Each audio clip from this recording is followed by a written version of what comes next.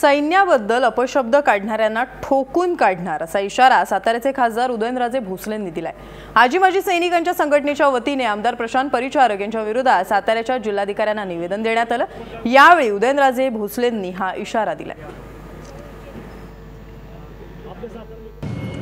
कसं बोलायचं, काय बोलायचं, कधी बोलायचं, हे लोक सगळे सैनिक संपूर्ण आयुष्याची आहुती देतात आणि संसार सोडतात।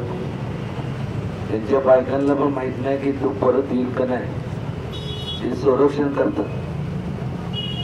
यांच्याबद्दल असं बोलणं अशोभनीय। खरंच काय बोलत, विचारायचं असेल तर ह्यांना विचारा। बिचाऱ्या संपूर्ण वाट बघत बसत, येईल का नाही त्याची खात्री नाही। आणि अशा ह्याच्यात काय बोलायचं, मला तर माझ्या तर बुद्धीच्या पलीकडे, त्याला तर शपथ सांगतो,